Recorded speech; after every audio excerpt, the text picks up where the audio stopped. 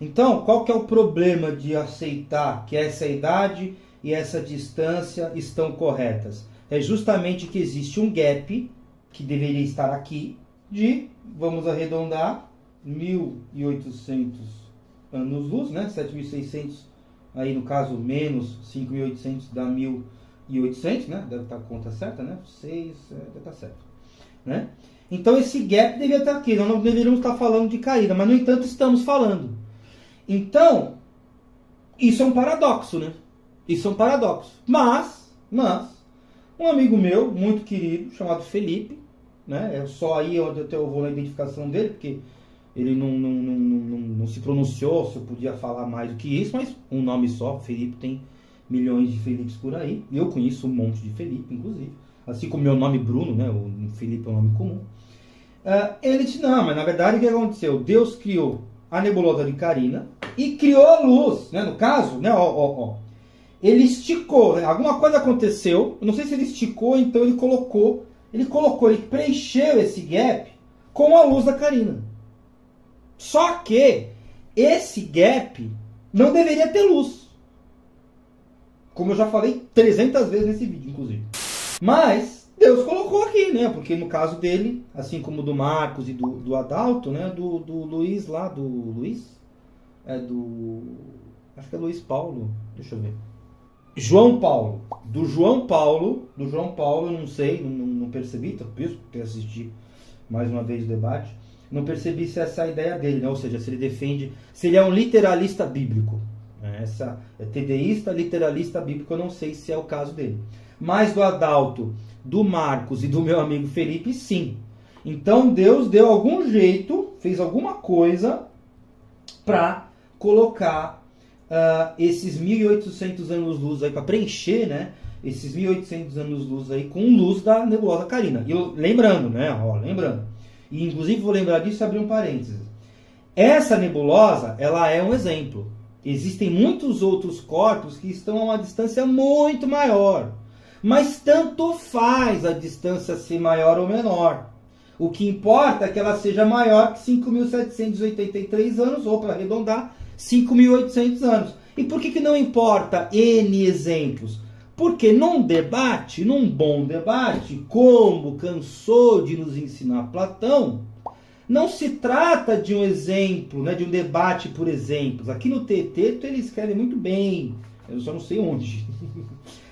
Mas ele vai dizendo, quando ele está buscando nesse livro aqui, ele está buscando entender, né, do conhecimento, ele está buscando entender o que é o conhecimento. E nesse diálogo, dialogam Sócrates e Teeteto. E Teeteto apresenta 3 formas de conhecimento possíveis para o Sócrates, e o Sócrates, com a sua maiêutica, prova que, né, argumentativamente falando, logicamente falando, que Teeteto não sabe do que está falando. Né? Você não sabe o que é conhecimento. Isso é muito interessante. Por quê? Porque Platão, na voz de Sócrates e nesse diálogo, está buscando a forma conhecimento, a estrutura conhecimento. Né? Ele está interessado naquele conhecimento em si, que não depende do observador. De certa forma, ele está buscando uma causa que não dependa dos seus efeitos. É isso que podemos dizer aí. Talvez eu esteja até meio exagerado, mas enfim, eu acho que Platão está nesse caminho. Ele está buscando alguma coisa em si, alguma coisa que não dependa de nada além de si mesmo. E isso que é interessante. Por isso que tanto faz a distância, contanto, claro, que ela seja maior do que os 5.800 anos, que eu também já falei umas 387 vezes nesse vídeo aqui. Então, para preencher esse gap, Deus fez alguma coisa na cabeça desses tedeístas. Existe respaldo na realidade, né, na astronomia, na cosmologia? Até onde eu sei, não. Ou seja, se tudo fosse como deveria ser, respeitando o ano-luz, respeitando a idade e tal, isso aqui deveria acontecer. Esse gap deveria estar em algum lugar. Poderia estar, por exemplo, aqui. Por quê? O Deus da Bíblia é onipotente, não é? Ele pode criar a estrela, no caso a nebulosa, e depois a sua luz, para ter chegado até aqui? Sim. Só que aí, ele teria feito o seguinte, né? Podemos aqui colocar a primeira possibilidade. Deus criou efeito. Que efeito? A luz de Carina, que chegou até aqui. Sem sua causa. Certo? Primeira conclusão que nós podemos tirar. Veja. Conclusão formal.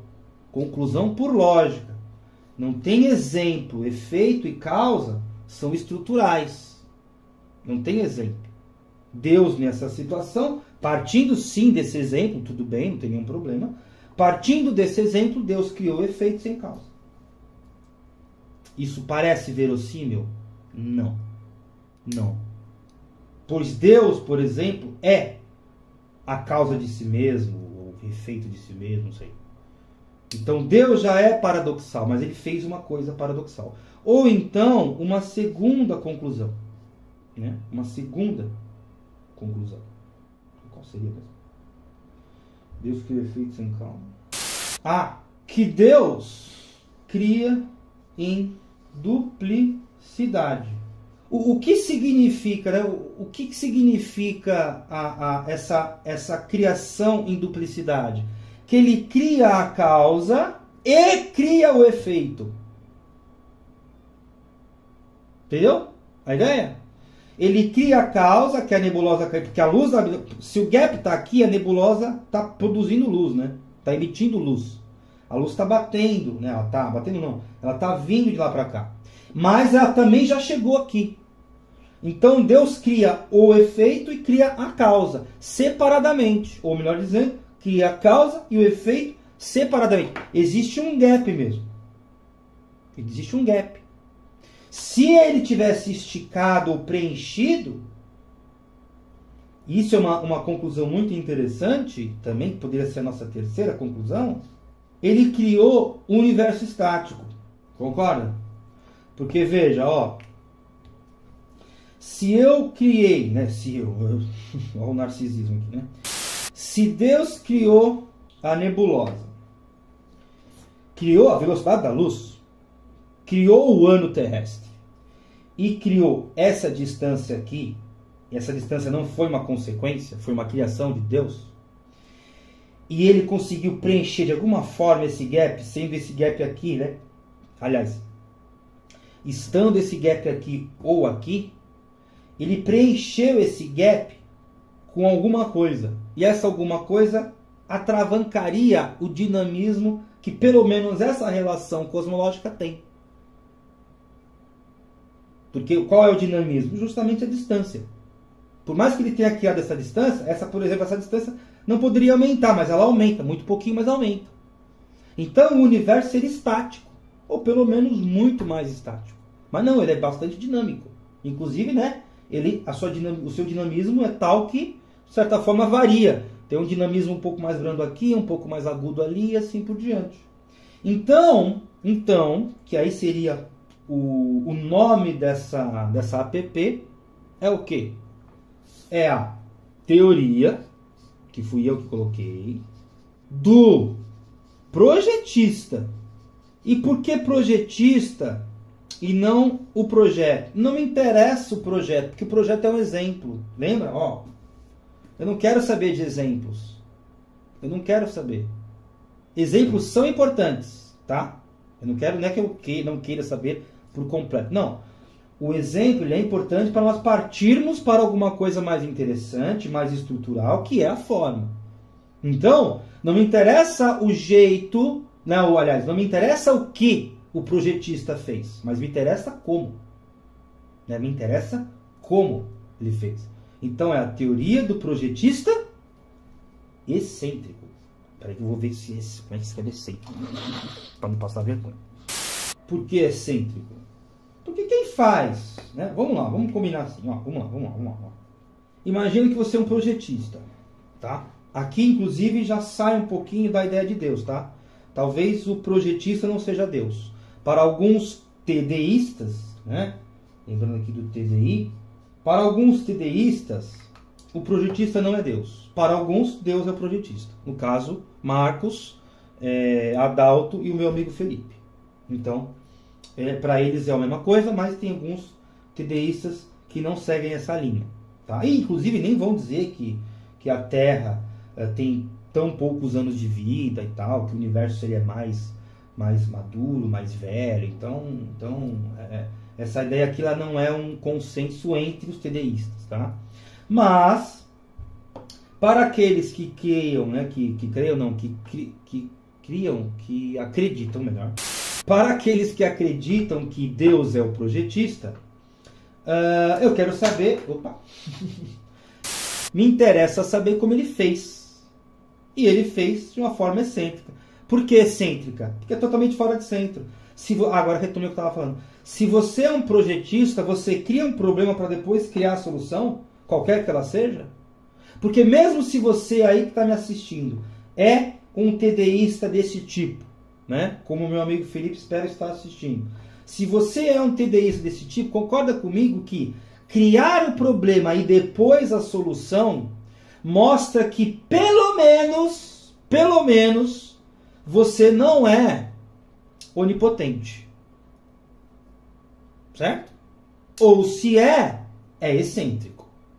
Por que excêntrico? Porque basta não criar o problema. Se você é onipotente, você cria tudo, inclusive o problema. Aí você cria o problema e cria a solução? Para quê? O Lacan, se encontrasse com esse projetista excêntrico, ou com esse projetista apenas, diria, bom, você está gozando, né? Você está fazendo alguma coisa à toa. Quer criar o problema e a solução. Eu não crio nenhum problema, porque a solução é decorrente, derivada do problema. Se eu crio o problema e a solução, eu estou criando duas coisas à toa. Que é, né, que nasce aqui com o problema, né? Que nascem com o problema. Então eu não crio o problema. Nós humanos projetamos as nossas coisas sem assim. Qualquer problema identificado durante o projeto é eliminado. Ou pelo menos, pode até ser que a gente cria a solução depois, mas é porque não teve outro jeito, porque a gente não é onipotente. Então a gente fez às vezes da excentricidade? Não. Tem coisas que são assim mesmo. Né? Tem coisas que são assim mesmo. Então, para você ser um bom projetista, o melhor caminho é você, né, é você eliminar problemas na manjedoura. Então, quer dizer, bota a nebulosa Carina aqui, né? No caso aqui, né? Aí chegou certinho. Aí deu certinho. Aí dava aí 5.800 anos. Mas o problema é qualquer outra coisa que extrapole 5.800 anos, né? Lembrando que aqui tem aquele raio, né, que eu falei, né? Ou seja, tem um problema. Qualquer coisa que está para além dessa barreira, que são, né, 5.000, vamos colocar aqui, pequenininho. Né? Então, qualquer coisa que vença esse raio aqui, né, que extrapole esse raio, sofreu um ajuste aí. Sofreu um ajuste. E aí se pergunta por que Jesus... Por que Deus, né? Aí você se pergunta por que Deus fez isso, né? Por que ele fez assim? Porque me interessa o como. Por isso, né? Aproveitando aqui para finalizar também, é o TPX. E por que X e não E? X soa melhor, X tem a ver com Descartes, né? Tem a ver com a matemática, né? Com as variáveis, com as incógnitas. Então, X é melhor do que E. E TPX soa bem mesmo, né? Soa bem melhor aí, pelo menos aos meus ouvidos. Tá certo? Então a pergunta é, o que eu faço com esse gap, né? Porque eu faço, não. Como esse gap não existe? Né? Como que esse buraco, como que essa ânsia, para lembrar Lacan mais uma vez, olha aí, como que essa ânsia aqui, né? Lembra do hiato, né? Aquele intervalo. Como que esse intervalo, como que essa ânsia, ela não acontece? Né?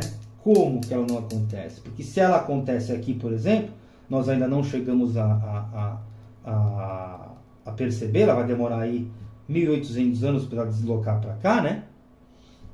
Então, alguma coisa muito esquisita, muito excêntrica aconteceu para que a gente não perceba esse gap. Se é que esse gap existe, muito provavelmente não existe, né? Porque aí são muitos e muitos e muitos gaps, né? São muitos e muitos intervalos, são muitas e muitas ânsias. Tá certo?